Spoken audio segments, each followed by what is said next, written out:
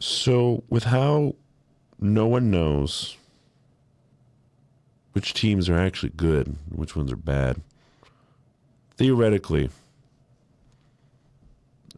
could the Ravens, be good again? I'm not getting my hopes up.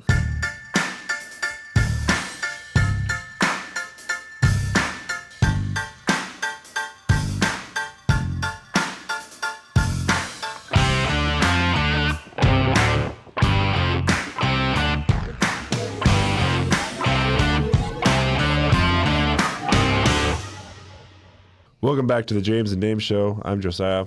And I'm Will. And today we're going to go over Week 6 recap. I apologize that you can hear a really raspy voice right now because I can't tell if I'm sick or if it's just allergies or if it's both. To be determined. This is like the final stage before I'm like completely fine. Like I've been through this enough where I'm just like, you just get a really deep voice of me. That's fine. I didn't need that in my ears. Yes, you did. But we'll talk about this Week 6 recap. And, boy, so while we thought that we had figured, at least had an idea of who the good teams were, No, we've seen some shifting.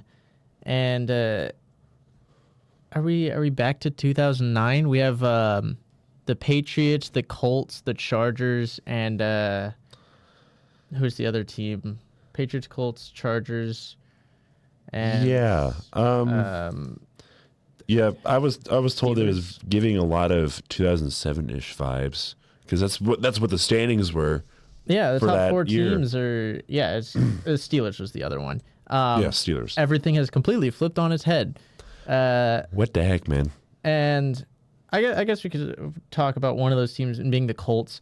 Come out with another big win, leaning on Jonathan Taylor a bit and just the efficiency of Daniel Jones to squeak out a win against the Cardinals. And does this cause concern for this loss for the Cardinals? Focus on the Cardinals first. Does this cause concern for Gannon more or Kyler more? Because Brissett actually did well, 320 yards and 2 touchdowns. For me, I think it's a Kyler Murray thing. I mean, I think that's kind of fair, but also at the same time, this team has completely went from 2-0 to now they're on a 4-game lose streak, is it now? Yep. And as just they haven't been able to close out games, has just not been super pretty for Arizona.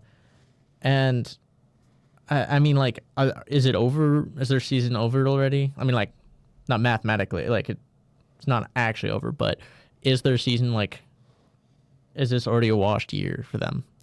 It might be if they don't turn things around. I mean, I'm not saying it's true, but you cannot tell me it is a coincidence that when Battlefield 6 dropped 2 days before that game, he happened to be inactive for the next 2 days. You cannot tell me there's not a coincidence there. No, but I mean, to be fair, there had been rumblings that he would miss time this week since after last week. Yeah, that's pretty fair though. But I mean, even there's also the essence of on the flip side, looking at the Colts were riddled with injuries. I mean, they've been missing. They were missing Kenny Moore and Travarius Ward. They're missing their top 2 corners, and so they just kind of it wasn't super pretty. Again, you're going against the Cardinals. You wonder how much of that is Brissett's inflated numbers or not. I will say I would like to see another week of Brissett at the helm before I assess if it's Murray or just going against a battered Colts defense. And again, if it's Murray or Gannon, I think that's kind of the big question in Arizona. I think Gannon has done a okay job. He just hasn't. It's not been great. It reminds me of the NFC South, where it's not enough. You like middle of the pack, but you're not doing enough to become a good team, and that's what you're being paid to, is not to be middle of the road like in college where it's like 6-6. When you're bad, 6-6 is good. Middle of the pack in the NFL is like you're not doing enough. Yeah. And we need more out of you. And so I'm curious. Again, I'd be curious to see more Brissett, to have an idea of if this was a fluke for Brissett, if Kyler's the problem, or if this team is just not able to actually pull out these games, and then it looks more like a Gannon thing. I won't talk as far, because keeping with that AFC leaders trend, the Steelers, there's not much there other than the Steelers are one of 4 one-loss teams left. Yep. And the other thing being the Browns still haven't beaten Pittsburgh in 22 years, since 2003. Bengals. Browns. Sorry, I was thinking of next week. Oh. Browns haven't beaten the Steelers in Pittsburgh in 22 years, since 2003. Yeah. And yeah, it's a rough showing, and it's not a great assessment of like Dylan Gabriel at the helm, but No. So we need a more, like, not so it's super easy for him, but we need to have a game where it's like, okay, he's got nothing to lose. Let's see what he can do. Like, I need one of those games. I mean, to be fair, I will go on the flip side of like counter argument. I guess this is going to be the next thing we can talk about, is Jackson Dart, who, God, that was such a fun game to watch. And not like a fun game like, oh, look how close it is. Jackson Dart and Scatterbo were so much fun to watch. Yes. They're, I went to, what was it? I was hanging out with a couple friends. We went to a bar.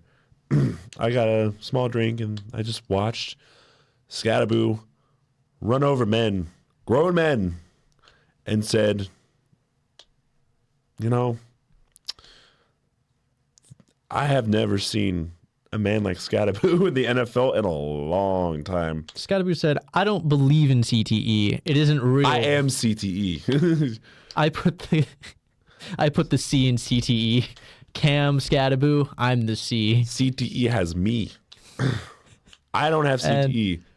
Yeah, CTE has me. The Giants, they kind of, it was close earlier, but the Giants ended up just rolling and pulled away immediately towards like the latter half of the third quarter. Yeah, looking at like the Giants side of things, again, Dart has been looking very good. He's been very difficult to stop, and it has a lot of questions going for. I mean, Russell Wilson, he took 2 snaps in this game, and they were like, one, he did literally a handoff. The other one was maybe one of the worst reps I've seen from a quarterback all year. And then he got pulled out. So Giants, the young players are looking really good. I think they're going to I continue to stand by the fact that they are going to be an exciting team next year when they get Neighbors back. If they can pull some strings and win a couple games here and there, they could be a very fun 7th seed wild card. Right now, this division is wide open because the leader is the Eagles, 2 games ahead of them, and they at 4-2, and they just got steamrolled and are on a decline. Second place, Commanders 3-3, and then the Cowboys 2-3-1. Giants are still in this race, and with how they've played again. And yes, I got my prediction wrong on this, but with my reasoning, I was also not, because my reasoning was if the Eagles don't fix their offense and the Giants don't fumble it 5 times, this game could go the opposite of what I predicted, which was an Eagles win. But that's what happened. Giants played very efficient. Surprisingly, little Jordan Humphrey, activated off the practice squad, played pretty well. But for the Giants, so like right now they're fun. Next year they'll be fun, but actually potentially really good, which is, I'm not gonna say scary, Giants, but it kind of exciting. But looking at the Eagles side of thing, like I mentioned, it's not been pretty. Goddard was only like has only really been the real weapon for the Eagles. Consistent, yeah. Because Smith hasn't been getting a whole lot. AJ Brown is just non-existent sometimes. Saquon has just over 400 yards on the year. A stat I was going to actually get to later is he has less yards, total scrimmage yards this year than Rico Dowdle does in the last 2 games. Oh my gosh. Now, admittedly, Dowdle has been playing very well, and we'll get into that in a minute. But if you're the Eagles, is there a move on the horizon? Because Yes. right now I see this as This is a point where you need to get rid of that OC, like really badly. I'm not even talking the OC. I'm thinking like a trade because they need to right the ship. AJ Brown isn't happy, but he's still a really good player. But you're not looking to just sell him off because you're still looking at a playoff appearance. Repeat. Like you're trying to get back to the playoffs. So me personally, I would love to see an AJ Brown for another big name receiver.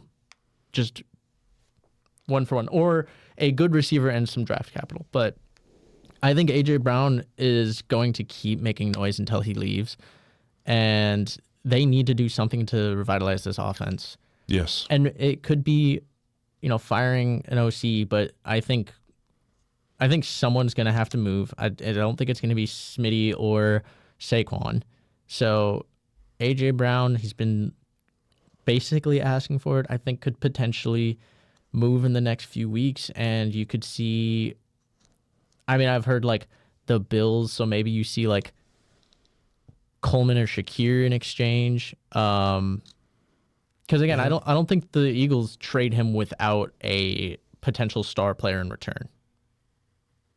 So, No. and maybe it's not a receiver, but I think that's just hard to say. Yeah, especially with how things are kind of shaking out right now. I mean, there's a few teams who need a wide receiver one. Just saying. There are some teams who could use one.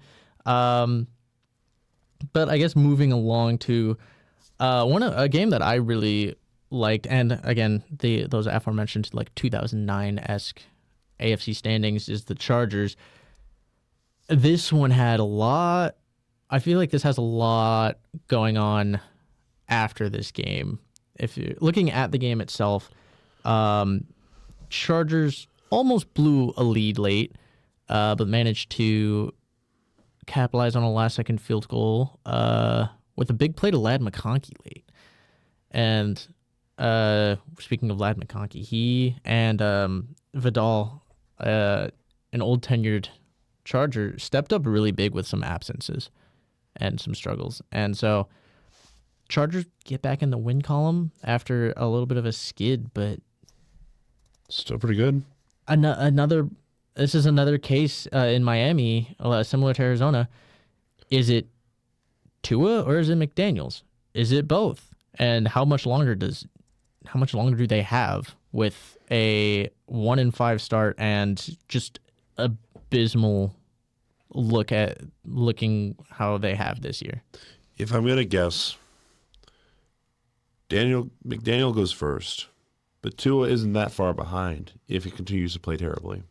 And that's going to be the question is because what does getting rid of? Because it's not. I don't really see Tua getting cut or traded.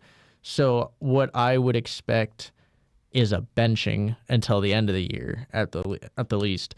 So I would almost expect if McDaniels isn't fired sometime this week, which he hasn't up to this point, I feel like he has one game left to kind of keep his job. I also wouldn't be surprised if Tua gets benched in an attempt to change something. Yes. At some point this year. So I guess in that kind of sense, it could be McDaniels gets fired and then Tua gets benched later or the other way around. But yeah, if I'm McDaniels, I feel the need to try something. But we also have seen that the Dolphins' offense doesn't work without Tua. No, it's not they do working. not. It's not working with him either. But a little bit better. the only bright spot from that game for the Dolphins was Devon Achane. Yeah, pretty much. Had a good game, but that was It's a rough showing from the Dolphins. It's just been tough. Like they've had games where they just haven't looked good at all, and then they've had heartbreak, which I mean, again, this game is hard to tell because it was a close game against the Chargers. You lose last second. Look, it seems like McDaniels. But at the same time, Tua had 3 interceptions. It's true. So I just don't know where to look. And again, if you're the Chargers, this isn't that much of a boost as you would have hoped because it's the Dolphins. But it's a rebound. I think it's an interesting situation there in Los Angeles. Another game, I think, not too much to highlight, but again, they're now AFC East leading is the Patriots. Win over the Saints. It's just the Saints. It's more the implication afterwards. It's not like the game itself, but I mean, Drake May has been really good for them. Again, Patriots top of the AFC East right now after the Bills. I'm excited to get to that game. But like, I feel like it's so weird looking at the Patriots being potentially a good team. I think they're a solid to pretty good team. I don't think they're actually better than the Bills, but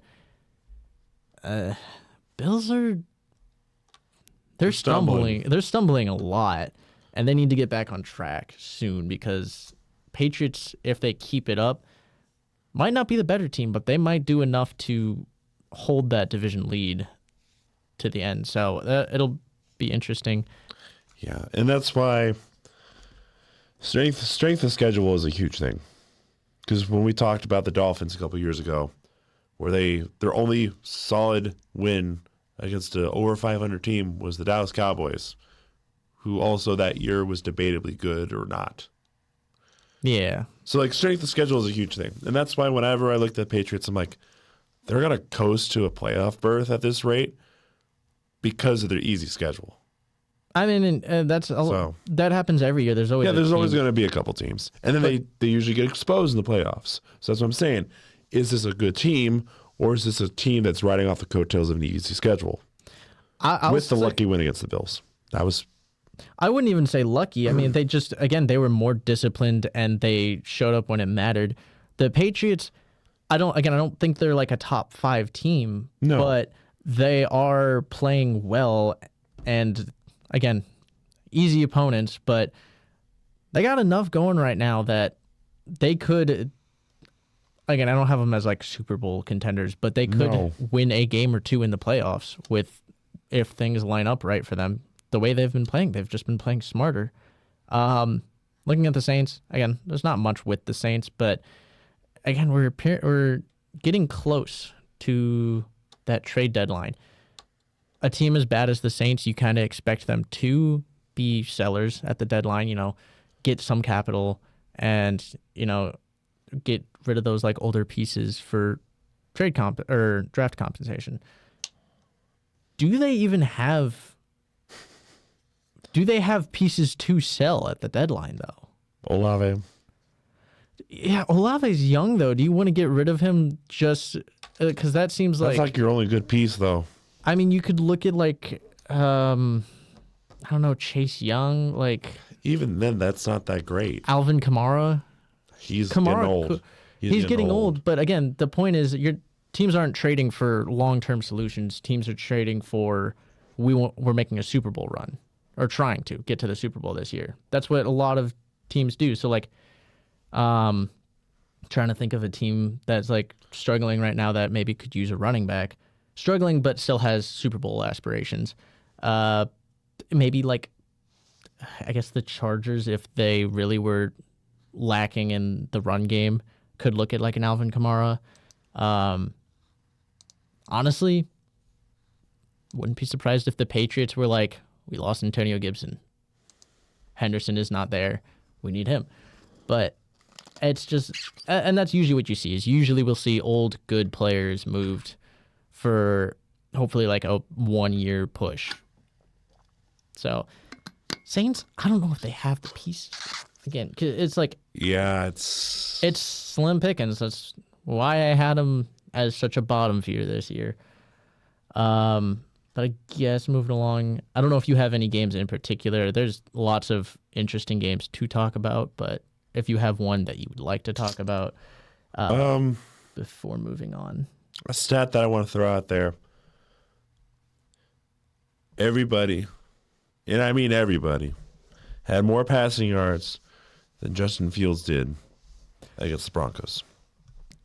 Geez, it's not a game that I look at, and again, I don't put it on Justin Fields that much, but 9 sacks for the Broncos in that game. The D-line has been dominant. It's has been, as far as pass rush goes, one of the best D-lines in the NFL, if not the best as a unit. And it's just Jets, they're seeking so hard for a solution, and it's not even like it's not like some people are just playing bad. It's just they're sloppy. Yeah. Mistake after mistake. I'm hoping it's just growing pains. They'll get their win eventually, but yeah, it's really bad right now. It's not going to be pretty for Glenn this year, and he is getting to the point where he needs to fix something up before he ends up as a 1-year fire. But honestly, I don't feel like too much goes on Glenn with how bad this team was last year. No. It's such a mess. But at the same time, they got their first turnover last week. First one. On the year, first one. And it's just there's something wrong. I think Aaron Rodgers left a curse or something because there's so much bad, and it just keeps happening to the Jets over and over again. Another interesting game. Panthers beating the Cowboys. Rico Dowdell, I owe you an apology. He said buckle up. And they did not. And then he said they did not buckle up. He had a phenomenal game against his former team. And admittedly, George Pickens has been having amazing games, and he continued to, even against the Panthers. And I think the Cowboys are going to be pretty scary when CD comes back. But their defense is still slacking. And it's, honestly, if they had kept Micah Parsons, I don't know that they would be in such an iffy spot. I think they have at least 2 more wins with Micah Parsons. It's like we've been saying this. I don't know. And again, Canales has really put himself in a good spot. I think he's feeling pretty safe. Bryce Young played pretty well.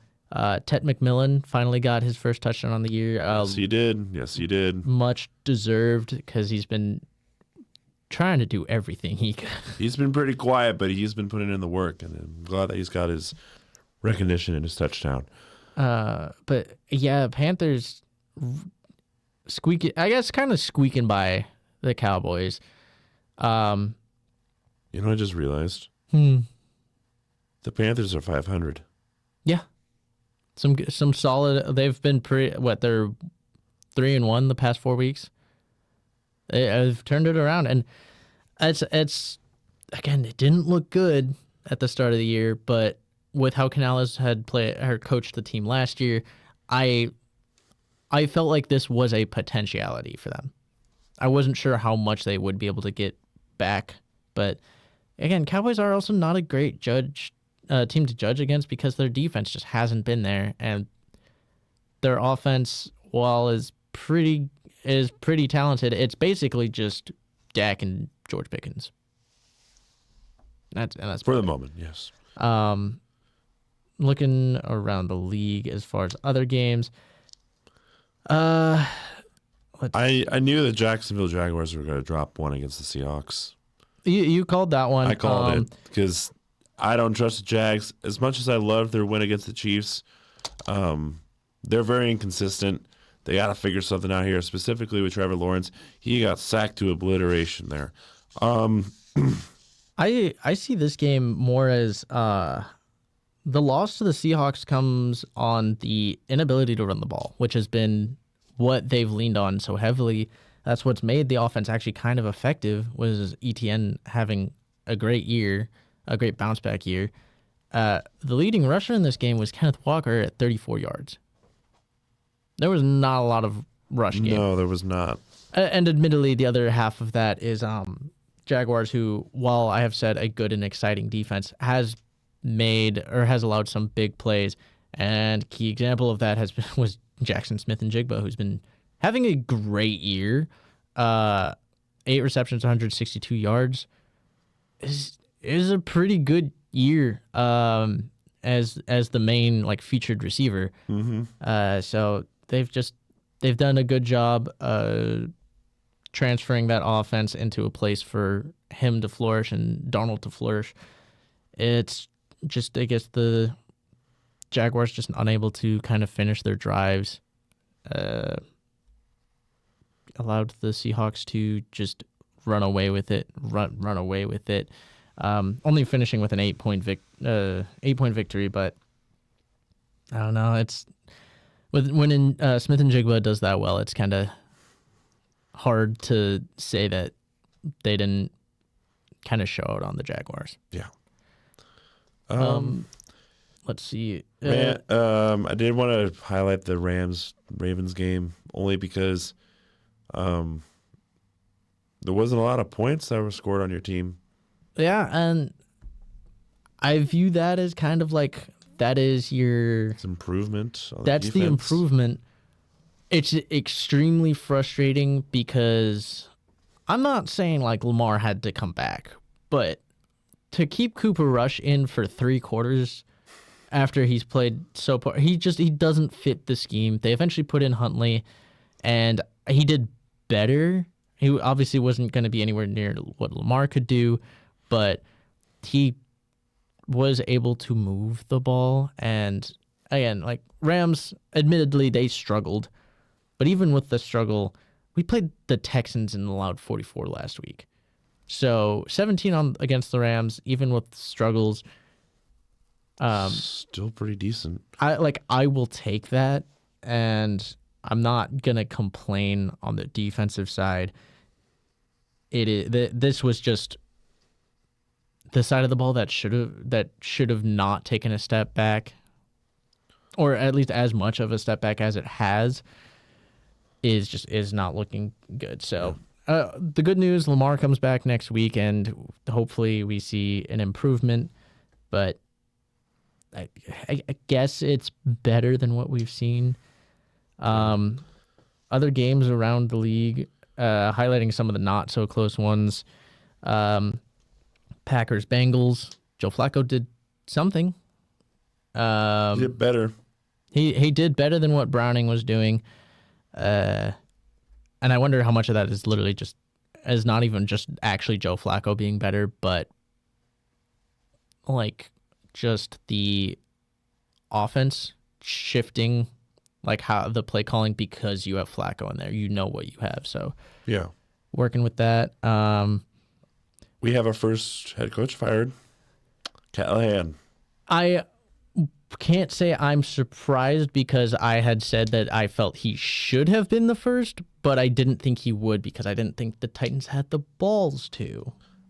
I think you said, was it McDaniel? You said you. I thought it was going to be McDaniels because I thought the Dolphins would be more eager to make a change, while the Titans, after the last year, I thought they just weren't smart enough to make a decision this soon.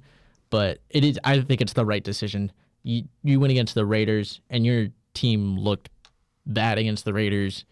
That's just not a good sign because the Raiders have not been good, especially with Geno Smith. Yeah, and admittedly, they still forced a turnover on Smith, but Ward was dying. Yes, and I mean, I guess that's what you get when you get the offensive coordinator that witnessed Joe Burrow dying weekly.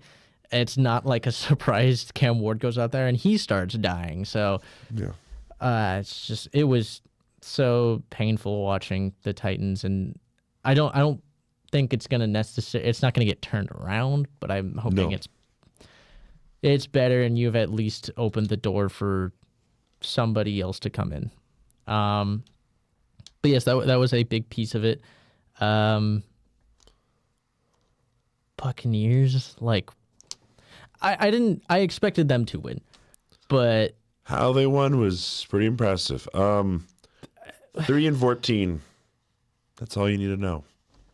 3rd and 14. 3rd and 14. I heard. Did you say 3 or did I just? I essentially said 3, but 3rd and 14. I love watching Baker. And he follows that up with what was it, like was it a 40-yard bomb to Something like Tez that. Johnson? And Baker is like crazy kind of to say this, but he's leading MVP. I was about to say, in my opinion, he's the MVP right now. He has been. He's been playing the best. His story is crazy too. I like that kind of story. So it's such a. I love his career, and it's just, I don't know. I love to see him flourish, and I also I like thinking back to when he first signed with the Buccaneers. People were rolling out clips of him during like practice, summer camp and stuff, or spring camp, and they were like, "Oh, we're cooked. It's this or Kyle Trask. We're cooked." And they were so upset because they were missing Tom Brady and everything. And they have him here now, and it's like the journey for Tampa Bay. But 49ers lost Fred Warner for the year, and injuries. They're trying to keep up, they're still playing pretty well for a team that's been very injured, but it's not going to last for very long, unfortunately, because knowing how things go, injuries will come back to bite you. Just ask the Lions this last year. Yeah, I mean, best case scenario is you hope you can stumble into the playoffs like the Lions did, and just still just make be it there. Yeah. Yeah.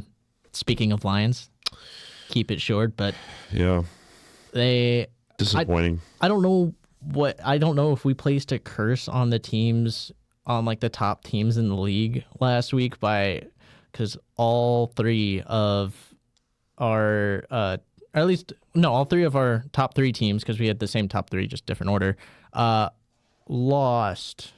Yep. 2 of them in prime time. Monday night's games were actually kind of interesting. I heard about that. I didn't get to watch them, but I did hear about that, specifically with the Falcons and Bills, because I heard Bijan was having a good day. Bijan Commanders, did have a good day. Commanders, Shot themselves in the foot. yeah, basically. Jaden Daniels wasn't able to do anything. Chicago with Mr. Moody for the game winner. Yeah, I mean that's a nice bounce back too. Is signing with the Bears. Hey, 49ers, do you miss him yet? I mean, I don't know that they're missing. They him don't miss per him, but se, but it's yeah, it's good it's kind for of him. funny how that worked. This is the second straight win for the Bears of a score of 25-24. Last one came against the Raiders though, so this is Oh my a little bit of a step up. But the one thing I do want to point to is last week during predictions, you gave me a major side eye for picking the Falcons and the Bears on Monday night, and especially the Falcons. I'm patting myself on the back because Yeah, to be completely fair, I didn't know what kind of Falcons team we were going to deal with. it's the Bills. The Bills didn't get over their shooting themselves in the foot, and they struggled again with some injuries, but they've struggled against good running backs. They have no run defense. And Bijan showed out, and Drake London did as well. So that definitely I was helped. going to say, too. shout out Linden there. But Yeah, unfortunately, I went 0-3 on primetime. So 0-4. 0-4, sorry. 0-4. I went 2-2. I'll take that. That's what I was saying. Primetime, that's pretty good. I mean, I went 9-6. You went like what? 10-5? I haven't even looked. I'll have to. Well, I mean, we'll take a deeper look at it in the preview. But it was just, again, Falcons. Minor mishap at the end of the first half with Drake London, which I think part of that was halfway to the end zone was he started letting up, and then he went, "Oh, I could get to the end zone," and if he hadn't let up, I think he would have had it. But he stepped out at half a yard short at the end, and they still won pretty comfortably because again, Bills were just having a rough time. But Bears, Commanders, again, I have a feeling this is the question, but like Bears feel like they're starting to actually be back to the Bears, like actually at least decent Bears team. And I mean, that's what you get when that's all they really needed was a head coach. And Ben Johnson has looked like a pretty good head coach. Yeah, I'd say that. I mean, they got the talent. It's just They do. as can you use it, and they have been using it. Admittedly, DeAndre Swift was the leading rusher and receiver for not just the Bears but the game. So Yeah. it's just I don't know. I've like to see a lot of what I saw this last week. There was some stuff that I didn't like to see. Looking at Ravens, Titans, and Lions. No, I don't blame you. Pretty disappointing. But for the most part, it was a real good week. And again, like you mentioned, we've seen our first coach firing. Who do you think's next? Because I feel like that kind of spoils the preview a little bit, so I'm gonna have to hold on to that one. Okay. Because it could be a couple people. It just depends on what happens. I'll say right now I'll stick to my guns. I don't think Zach Taylor gets fired to the end of the year because AFC North, they will always. It always feels like they stick to their guy until the very end. They'll at least feel it out the rest of the year. So I'm gonna stick with Mike McDaniels being the next guy. Okay. But that and I don't know if you foresee any trades yet. Not anything crazy yet. I need to see another week in just kind of necessity. Like, that's the thing. Like, there's so many teams with so many necessities with all these injuries and everything. So it's kind of like, who's going to jump the gun first? Like, that's all I'm waiting for is who's going to do it first. And then everything else kind of falls in line. I mean, for the most part, makes sense. It's getting down to crunch time because the clock is ticking on that trade deadline. I do think that the Bills might make a push for a receiver, or they could make a push for a good pass defense, like a pass defense. Yeah, pass rusher. Thank you. So, yeah, like that's just one team of 32 with issues. So, like, yeah, I mean, there's a lot. There's a lot of teams to look at. But I guess kind of moving on to power rankings because gotta wrap that up to wrap up the episode, and I'll just say, like, it was a weird week, and I don't like the fact that I actually feel the need to move some of these teams because I'm gonna have to move a few. Yeah, and so, do you have any honorable mentions this week? I want to say Chiefs, Commanders,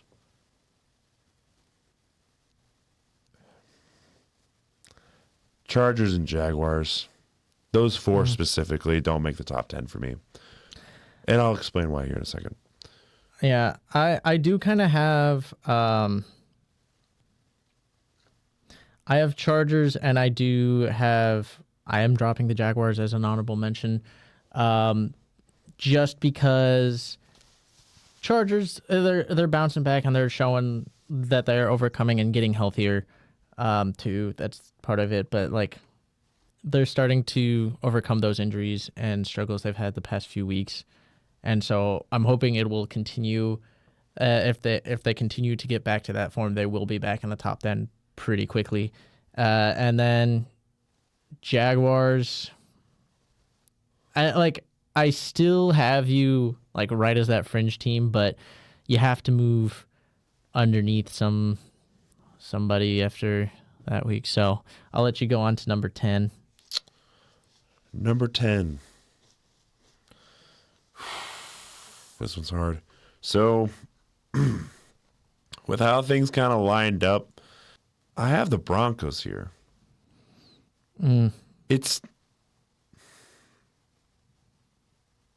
There's a lot of things that shifted over the last week. That's just like I can't knock some of these guys out, but to bring a team or two into the top 10 kind of disregards everyone that worked. I don't know. But for me, Broncos are up there. You didn't really convince me against the Jets. You put up 13 against the Jets Yeah. with negative 10 passing yards. They're a good team, don't get me wrong. Mm-hmm. Where the hell was the offense? That's my question. Still back in Denver, I think. So that's kind of where I have them. I don't like them that low, but they kind of deserve it after this last week. I can see that. I definitely had them move up a bit, but it's going to be such a mess for this top 10 for me. At number 10, I hate to be the bearer of bad news, but they're back in the top 10. It's the Chiefs. Well, yeah, they were number 11 for me. Like, they were literally on the cusp of being in there, too. They got to be back in there because of the way they've played. And then just knocked off the Lions. I don't like it, but they're back. Yeah, they're probably going to be top 10 next week for me, too. So I just wanted one more week where I didn't have to put them there. I'm not happy. I'm not happy about it. But yeah, that's where they're at. Okay. Number 9. I also don't like saying this one too. Pittsburgh Steelers. They're sneaking in there. Pretty solid team. Aaron Rodgers is Aaron Rodgers. I mean, you beat the Browns. Don't care too much. DK Metcalf, pretty solid. We'll give him that. That's about it. And everybody else in the AFC North sucks. So somebody has to represent that division. Yeah. Number 9 for me, personally, I'm going to have to go with the Seahawks because, again, JSN's been really good. Darnold's been playing pretty well.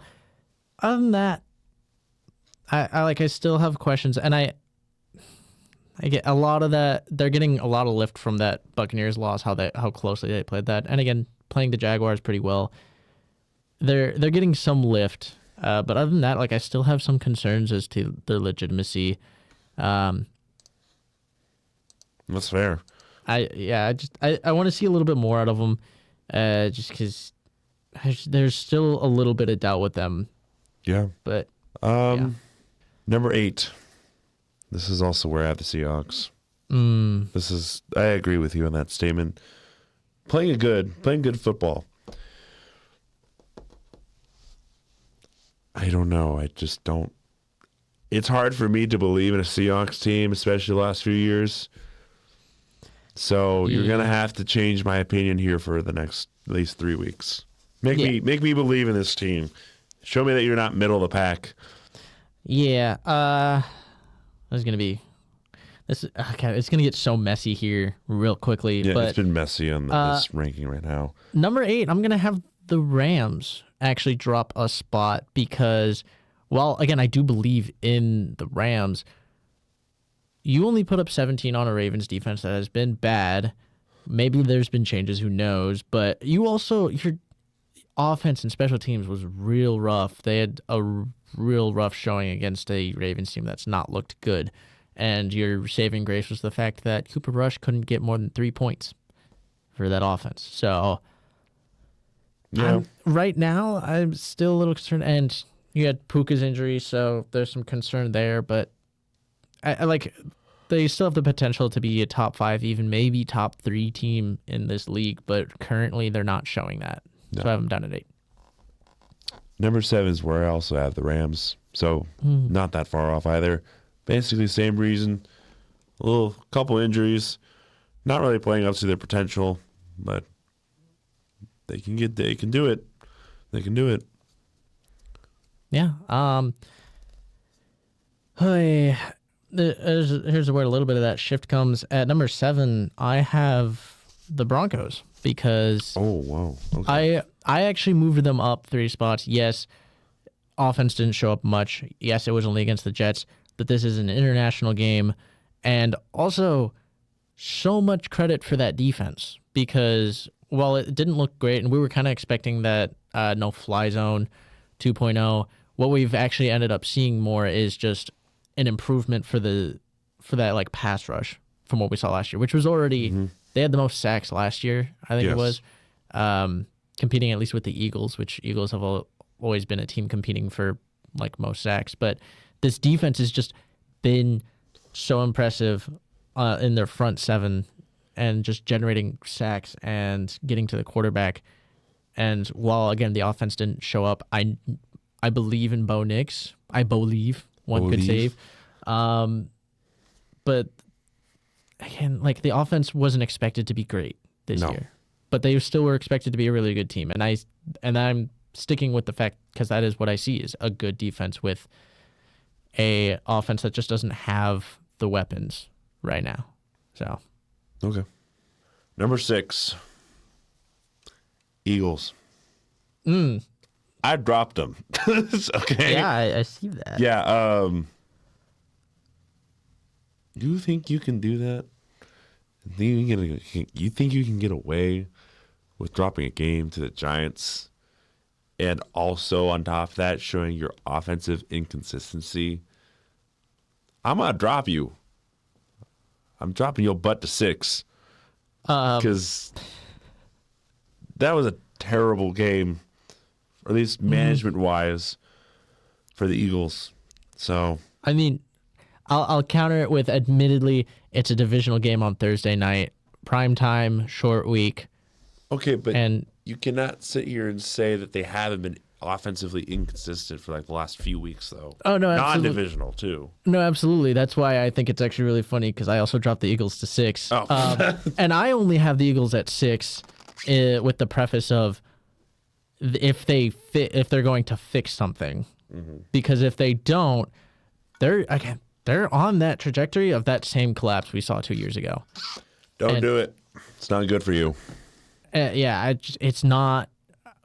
We could see like a Doug Peterson like outcome for Nick Sirianni here if they completely collapse this year. They need to fix something quickly. So I drop you to 6 on the preface of, I know you're still a good, talented team, but you need to fix something before like that trade deadline or whatever, because you're running out of time, even though like you're still in the lead, but you're looking worse and worse as the weeks go on. Yeah. So they're down to 6. Very fair. Number 5, Indianapolis Colts. Interesting. Sure, it was a win. They're 5-1. They have to give them credit somewhere. Yeah. That's about it. That's it. Okay. At number 5, yeah, this one's not gonna sit well. I have the Bills. I've dropped them from 1st to 5th because you've back-to-back weeks. Admittedly, it's prime time, and prime time can mess with a lot. And they've been in such a rut that if they don't clean things up, they're going to continue to struggle. And what I've seen the past 2 weeks, again, if they don't fix it, this is going to collapse for them. It's similar to the Eagles for different reasons. Yes. But it's just not been pretty. It's been very sloppy.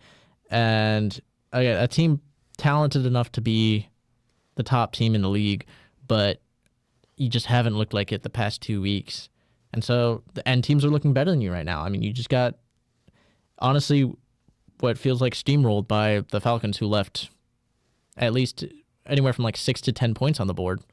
And so and you still lost by 10. It's just not a good look. So Bills at 5. All right. 4. I have the Bills. I wanted to drop them further, but I'm hoping they can change something. But another week of this, I don't think I can keep them that high. Yeah, 4. I'm looking at my. Oh no, I miscounted. I was like, huh. God, I don't like how it's shaping out, like how this looks, because I'm gonna be honest. Like I'm gonna say right now, I have a number one team, but I don't really feel like there's a number one team in the league right now. No. So at number 4, I do have the Colts, and the Colts are there because, honestly, just for the preface of the fact that your competition looks kind of soft. And that's what I want to see tougher competition for them. Because otherwise, looking at like everything else, they look good on it in every facet of the game. It's just you've played the Rams as your one like really tough opponent, and you lost. A close game, yes, but part of being a good team is being able to close out big games. Yeah. And So- it was one play. Yeah, that it was. determined that It was game. pretty much. I mean, it was a couple plays, but it was a very close game, admittedly. But until they beat some tougher opponents, I'm not super comfortable. If they had been playing tougher opponents, I would easily have them at first, easily. fair. But That's fair. it's the lack of talent they've Competition been and playing. talent, yeah. So Fair. that's as far as I'm comfortable going with them. All right. Let's do 3, 2, 1. So for 3 to 1, I have Packers, Oh boy. Lions, Oh, you are going there. Buccaneers. Okay. I mean, I don't. I can't tell if he disagrees with me or I've had to put a lot of thought again because there doesn't feel like a top 3 team. Keeping the Lions, and obviously I have the Lions in the top 3, but keeping the Lions in the top 3 after last week was tough. After just the second half of that Sunday night game, Packers have not been super convincing. Buccaneers are the Buccaneers, so it's just hard to even trust them. I went there, okay? My 3-2-1. I have Lions at 3. Because again, ugly showing. Packers at 2 because, I mean, you pulled out a win against the Bengals, who looked a little bit better, but you still have been like, I still have my concerns with them. And then 1 is the Buccaneers. Oh, so you also went there too. Okay. I have to, because who else can you argue is the best team in the league right now? Like, I mean, you could argue Bills and I don't know if you could argue Eagles. You could argue Bills, Lions, maybe Colts. Maybe. But there's just not enough there right now. Buccaneers, and yeah, they got a lot of good players. Admittedly, like Igbuka has been playing great. Bucky Irving has obviously been injured, but Rashad White has stepped up big. Their defense has been actually pretty good. But you're number 1 right now because of Baker Mayfield. You take away Baker, this team this is honestly, I would almost be tempted to just, instead of saying the Buccaneers are number 1, it's just Baker's number 1, because It's a one-man show. he's so impressive and I love watching That's him. why he's the MVP. Right now, that's what it's looking like. So, yeah, He's my pick right now. I so. also have Buccaneers number 1, and it didn't feel great with me. That's why I was like surprised that you went there as well. I went there. Well, I went there. Because who else? That's kind of the thing is like you have we both have Buccaneers at the top, but it's still open. It's an open league. Yes. Not even like the NFC being open, but the This entire feels a league's lot open. like the Big 12, where the top team could become the bottom team, and the bottom team could become the top team. And it takes about 2 weeks. Well, except I literally. wouldn't go as far as bottom because those bottom teams do be at the bottom in the NFL. But I'd say the mid to high range is what I'm talking about for the there's Big 12. a lot of room for this See, stuff to change. Big 12, ACC. Sorry, I have to call out some ACC slander here. Tank conference. Yeah, so that's Yeah. I guess that's the power rankings, and that's really been the week 6 preview, or not preview, recap. Recap. And it was It was something. I feel like I only have more questions. I thought we were supposed to have less. Now I have 100 more questions. Yeah, I feel like there's more questions than when we started the season. So See, the last few seasons we've been frustrated. This season, I'm just confused. What is going on? I just need answers. And No answers. I think a lot will clear up because, again, we're only looking at half the year so far. Not even. Some of these teams have, like, their schedule's about to get really tough. Some of them have been through hell so far and are coming out of that. So it'll start to clear up, I believe. Maybe. But at the very least, I'm enjoying some of the chaos. Me too. Me too. So thank you so much for joining us for this recap. We have been witnessing quite a season, and we are 6 weeks through. It has been one of the seasons. That it has. But, I mean, obviously we'll have the preview coming out soon. And yet again, thank you for joining us. And we look forward to seeing you in the preview. See you. Bye.